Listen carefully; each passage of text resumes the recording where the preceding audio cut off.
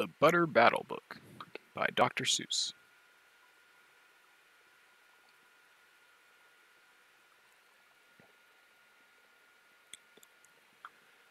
On the last day of summer, 10 hours before fall, my grandfather took me out to the wall. For a while he stood silent, then finally he said, with a very sad shake of his very old head, "As you know, on this side of the wall, we are Ukes. On the far other side of this wall live the Zooks." Then my grandfather said, "It's high time that you knew of the terribly horrible thing that Zooks do. In every Zook house and in every Zook town, every Zook eats his bread with the butter side down. But we Ukes, as you know, when we breakfast or sup, spread our bread," Grandpa said, "with the butter side up. That's the right, honest way." Grandpa gritted his teeth. "So you can't trust a Zook who spreads bread underneath. Every Zook must be watched. He has kinks in his soul. That's why as a youth I made watching my goal. Watching Zooks for the Zook watching border patrol." In those days, of course, the wall wasn't so high, and I could look any Zook square in the eye. If he dared to come close, I could give him a twitch with my tufted, prickly snickberry switch.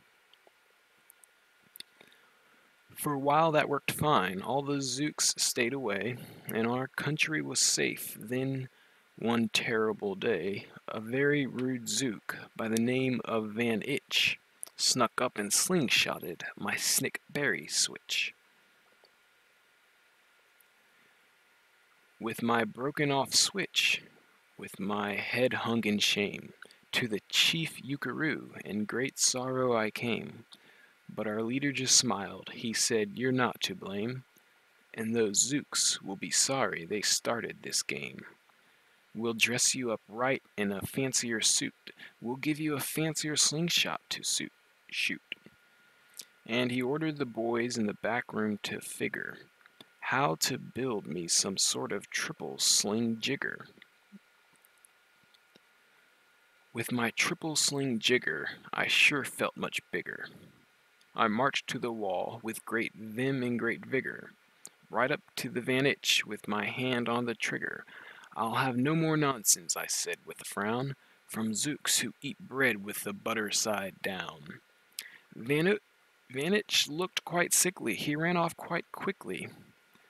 I'm unhappy to say he came back the next day in a spiffy new suit with a big new machine, and he snarled as he said, looking frightfully mean, "You may fling those hard rocks with your triple sling jigger, but I also now have my hand on a trigger.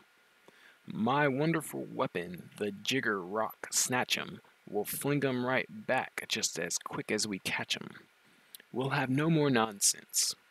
We'll take no more gup from you Yooks who eat bread with the butter side up." "I have failed, sir," I sobbed as I made my report to the chief Ukaroo in the headquarters fort. He just laughed. "You've done nothing at all of the sort.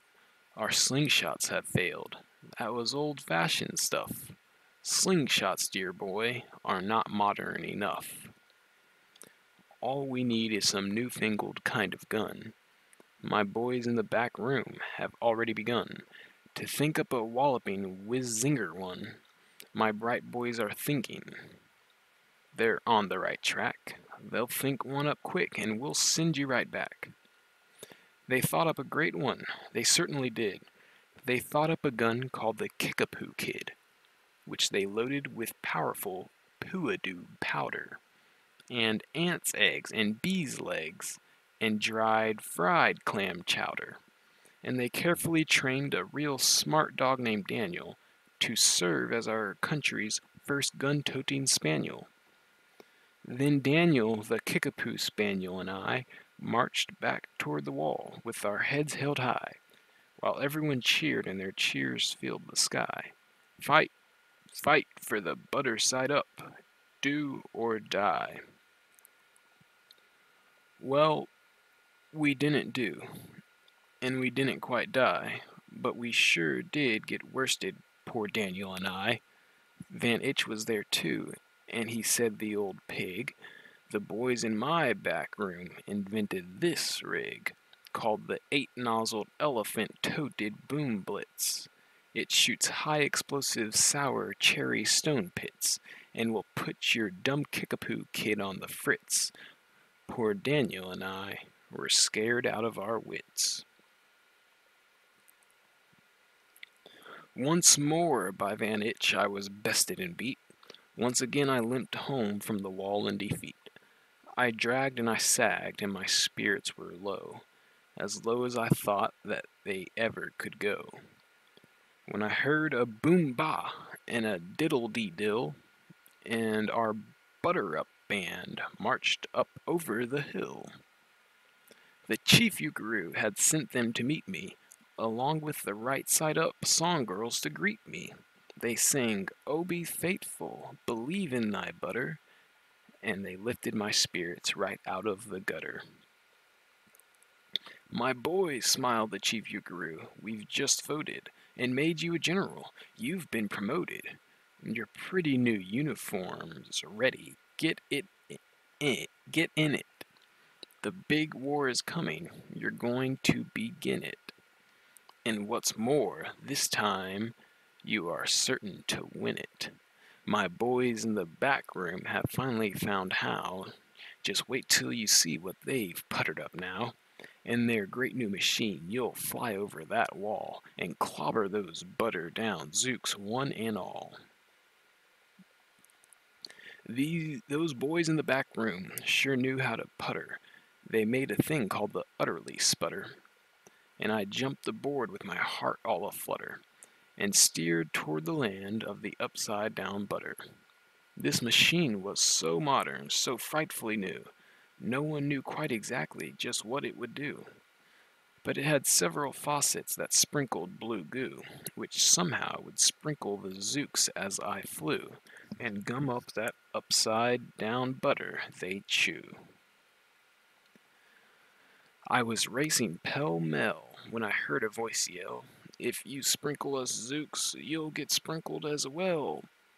Van Itch had a sputter exactly like mine, and he yelled, "My blue gooer is working just fine. And I'm here to say that if Ukes can goo Zooks, you'd better forget it, 'cause Zooks can goo Ukes." I flew right back home, and as you may have guessed, I was downright despondent, disturbed, and depressed. And I saw, just as soon as I stepped back on land, so were all of the girls of the Butter-Up Band. The chief drum majorette, Ms. Yuki Ann Sue, said, "That was a pretty sour flight that you flew, and the chief Ukaroo has been looking for you." I raced to his office. The place was a sight. "Have no fear," said the chief. "Everything is all right.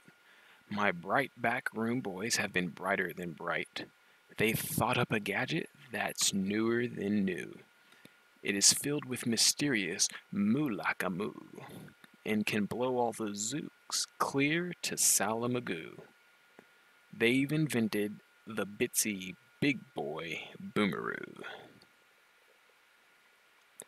You just run to the wall like a nice little man. Drop this bomb on the zooks just as fast as you can. I have ordered all ukes to stay safe underground while the bitsy big boy boomeroo is around."